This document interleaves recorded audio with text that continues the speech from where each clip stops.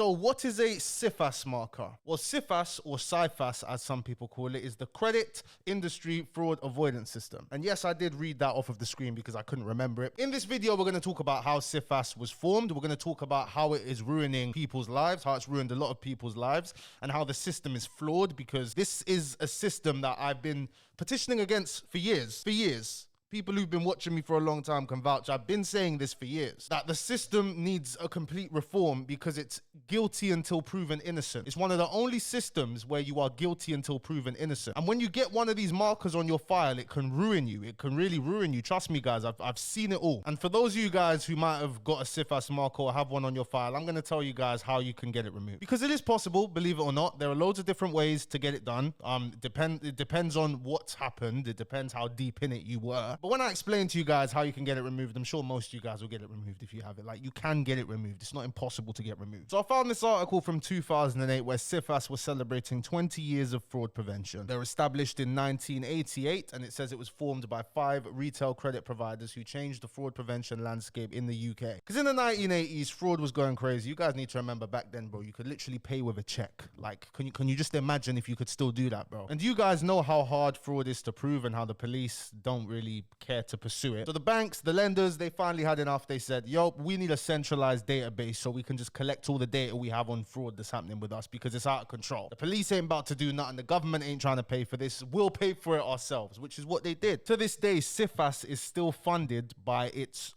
members. They fund it themselves. Now, you guys know these banks and corporations couldn't give a toss about us. So why are they funding it themselves? Because it benefits them. That's why. Because this privately funded organization like collaborates with the NCA.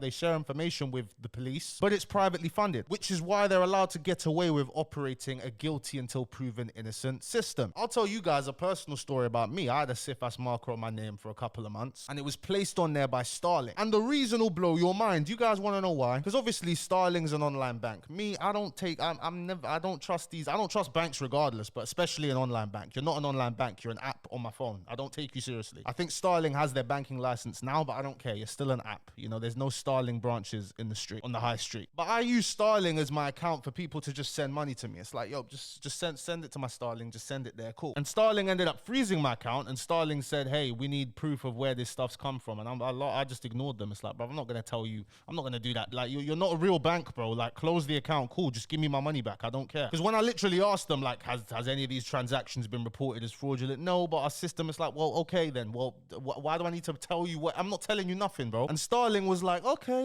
you don't want to tell us nothing, cool, okay, well, send us a bank account where we can send your money to. Gave them a sort code and account number. I said, cool, send the bread here. By the next day, the bread was sent and my account was set to close in 30 days. I didn't give a toss. Now, I had a Santander around this time as well. Santander was my main bank. Santander was my first bank account. I can confidently now say, Santander, lot, all right? Because I had a whole different ordeal with this bank, which resulted in them having to pay me compensation twice, because they paid me compensation and I still went to the financial ombudsman and I got even more money. Santander, they gave me 300 quid, and then I said, if I take this, I can still go to the ombudsman, right? And then they said, yeah, so they gave me that 300 quid. Ombudsman awarded me 500 quid. So I got 800 quid, but that took so many months, like, it wasn't even worth the time, to be honest. But that's how badly Santander wronged me. Santander said I deserve compensation, and the private organization that's funded by Santander even decided I deserve more compensation. They will only do that if they really messed up, which they did. But the account gets closed. I'm taking no notice. And then the next day, I get a call from Santander. And I'm just thinking, why are you lot calling me? What the hell? Well, verify you. Who are you? Yep, cool, whatever. And they say,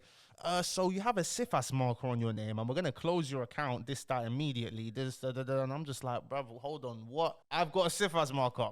From who? From what? Oh, we can't tell you anything. That's what they love to say on the phone. You know what I mean? So I'm thinking, what the hell is this, bro? Now, a lot of people lose their heads when this happens, but me, like, this was, I knew how to get out of this anyway, so I was fine. Got out of it after like 2 months. Managed to rectify the situation, and Santander was still screwed me over after I proved my innocence, because I was still assumed guilty. So if you've got a CIFAS marker, the first thing you want to do is get a subject access report, a data subject access report, DSAR. You can do it online now, but get that ASAP so you can see what they have done. Why have they given you a CIFAS marker? And after you get that, you're supposed to first go to the bank and file an official complaint and appeal it with them. But the banks are not really much help depending on the bank. I would say that to be successful in this part of the appeals process, the first step of appealing, you have to get lucky with the person at the bank handling your case. I think that's the only thing. Because banks, they have no interest in removing this marker. They don't care. It's like, you're not a customer of us anymore. We think you did this. Okay, you can't prove that you didn't do it. Well, it's going to leave the marker there then. They don't care. They don't give a toss. One thing that you can do that I don't recommend is falsifying evidence. Because if you really didn't do this, like, just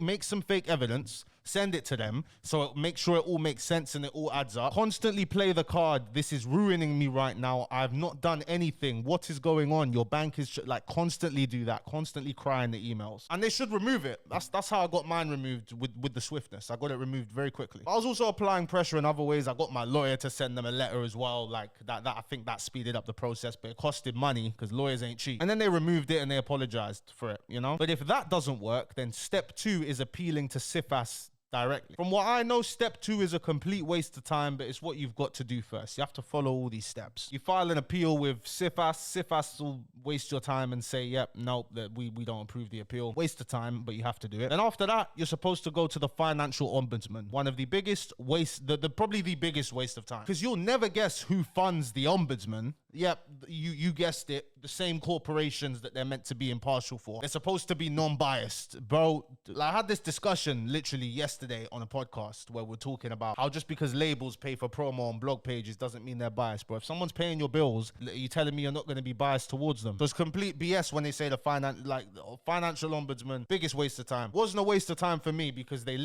Santander literally effed me over. But from what I've seen with CIFAS markers, the financial ombudsman, bro, they're not going to remove it, bro. They rarely ever. I don't think I've ever seen the financial ombudsman remove a CIFAS marker. Now I have seen it, but it's very, very rare. You know, very, very rare. And CIFAS markers are not just given for banking fraud, like they're given for false car insurance claims, which I think that's the worst one to get. Like when you're lying on applications or you're exaggerating things on applications, guys, just remember you can get a CIFAS marker for doing this. Like you can. A lot of the time they won't because they're not going to investigate whether it's fake. But if you try and make a claim on some dodgy car insurance, bro, and they find out, they're going to give you a CIFAS marker. And once you have the insurance one, bro, you're done. It's very long for you. I can't lie. Very, very long for you. But it's a very frustrating process, guys. If you've had the marker for a year, I would say if you've had it for a year or over a year and you genuinely like it's just a BS marker, you've gone through the whole process and you've had no luck, give it a year.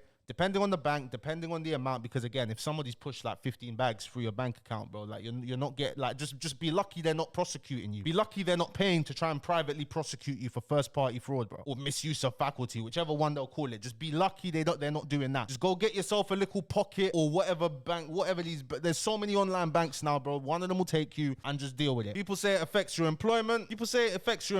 I mean, the insurance one will mess with your employment if you're looking for jobs where you're going to be driving and you need to be insured. That will obviously mess you up because no one's going to want to insure you. If you want to work at, a place like a bank or something like that, they're going to check you on the CIFAS database, and obviously that will affect whether you get the job or not. But for most jobs, you're fine, man. They ain't checking that. If you really did mess up, you should just be fortunate that you are not being prosecuted right now and you're not looking at a criminal record. Hey guys, Chung Lee asked if you guys could leave a like on this video. It helps boost me up in the algorithm and will be very much appreciated. Thank you very much. W's in the chat. Look here, if we open up TikTok and search CIFAS markers, look, see what people are saying about these things. Let's see what you have to say. Never have I ever stole money out somebody's purse. I was supposed to be so-called help. Bro, you know I did that though. Okay, come on. What's she saying? They will scam you by doing money laundering. This is how they do it. They will use regular people with regular bank accounts to transfer money from one account to another. Doing this makes it harder for the source of the money. The fastest way to get... All right. I mean, for educational purposes only, take it out of one account, send it to another account, make sure that the account that you send it to is not an institution that is linked to another one. For example, Lloyd's and Bank of Scotland, they're linked. You know what I mean? If you take it from a Lloyd's account, you want to send it to a Santander account, or you want to send it to a Nationwide account, or you want to send it to a, what's that Yorkshire one? That Yorkshire Building Society account. You know what I mean? You gotta keep, because it makes it longer to trace, you know? But if you're let me just shut up. You don't know what I mean. If you have a CCJ or CIFAS... See, in my life, I've done some When I saw this video, I literally screamed. I worked at Barclays for 4 years. I Right. worked in branch and I also worked over the phones. We would constantly have school children coming in and saying, oh, my card's not working, my account's blocked. Or they come in with their parent and they would act completely oblivious to why their account is not working any longer. But 9 times out of 10, their account would just get closed or frozen due to violating the terms and conditions of the account. So what that means is when you sign up for your account, you sign to say that you'll follow all of these terms. Sorry to interrupt you there, sweetheart. That Sorry means to is when interrupt you there, but Monzo actually stole money. Monzo owes me like £600. Monzo, what's that other online one? There's a few of these online banks that just close my thing for no reason, that owe me bread. Starling, the one bank that tried to ruin me, that tried to screw me over, they gave me the money back. It was, I forget the names of these banks, bro, but Monzo owes me like 6 bills to this day, bro. Sign up for your account, you Like, Monzo actually stole my bread. sign to say that you'll follow all of these terms. That includes allowing any fraudulent behavior in your bank account. If anybody asks you to do anything, just say no. Like, just tell them you don't. Okay, guys, we know this, all right? After seeing what people are saying on TikTok, like, it means I really did need to make this video because people really ain't got a clue, bro. If you have been given a CIFAS marker for the mad thing, just thank God that you ain't being prosecuted, okay? If you've been given a CIFAS marker because somebody sent you bread, somebody's called their bank and somebody's lied, go through all of the steps, get it removed. Fake evidence if you have to, it doesn't matter. Because what a lot of you guys need to understand, the system is guilty until proven innocent. You'll get to the financial ombudsman. You've been told they're meant to be fair and impartial. Sometimes you're waiting a year to get to the financial ombudsman. You get to them and the financial ombudsman's like, do you have any proof of what you're saying? And it's like, bruv, do you have any proof that I did what they're saying I did? No, but this, that. Like, they say it's impartial, it's bullshit. Like, you need to prove, because I've seen this with so many people, bro. I've dealt with this so many times for people, bro. I've helped people out because I was one of the good ones. I mean, none of us, what I used to do was not good. But I was one person who would help people out. I would tell people what's going to happen. I never hid this because I understand. I've seen people get depressed. People get addicted to drugs. People think of killing themselves because of CIFAS markers because they think their life's over. Your life is not over. Trust me. You can still get a credit card. You can still get loans. I mean, people think it's going to affect their mortgage, bro. I mean, look, do you really think you're getting a mortgage anytime soon anyway, bro? Come on. But your best bet after going through all of the steps, because you'll be so tired and drained, is to contact the bank again. Don't waste your time going to CIFAS. You only go to CIFAS because the ombudsman doesn't accept your complaint unless you've gone to CIFAS first. Don't waste it, but just get it done because it's what you need to do for the procedure, but don't waste your time with CIFAS again. Go back to the bank, file another complaint, email them, and just be real. I'm so drained. My life is ruined. I can't afford to, I'm unable to get to rent a place because of this. My mom's kicking me out of the house because of this marker. When there's no evidence for it, you guys still haven't been able to prove it just because,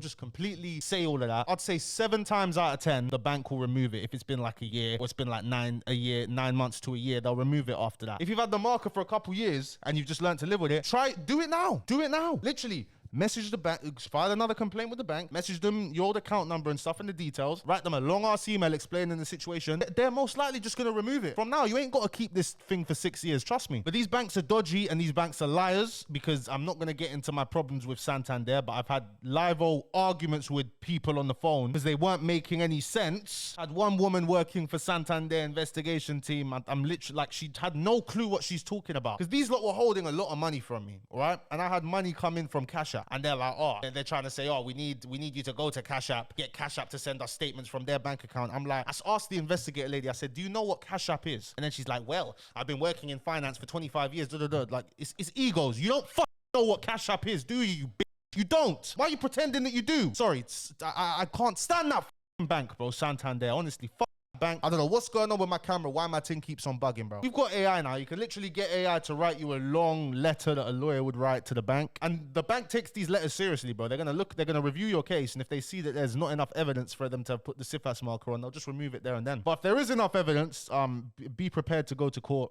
Yeah, it's a very draining process, guys. I've seen a lot of people go through it. I've helped a lot of people go through this. I even started a scamming victim support charity a couple years ago. I had to stop. I'll be real. I had to stop it because there were just so many people. It was taking up, I managed to help about 30 people in a short time frame, but I realized it's too much, if I was going to set something like that up, bro, I'd need a whole lot more donations. I'd need to get Martin Lewis on side or something like that. You know what I mean? I'd need to do a whole mad thing. Because there are so many people who've been given this CIFAS marker for not for the right right reason. Look at this, guys. We're on Reddit. This was from a year ago. So I recently found out I have 2 Category 6 CIFAS markers against my name. First one is from Halifax. In 2021, I went into a £300 unarranged overdraft due to filling up petrol with my card, but not having enough to cover the cost when the money came out 2 days later. I was changing banks to Barclays anyway, so I stupidly stopped using the Halifax and didn't pay the £300. It was outstanding that long that they passed it on to a debt collection company, and I only paid it last month. I know I should have paid the money I owed, but I do not feel as I've acted fraudulently, and I don't think this.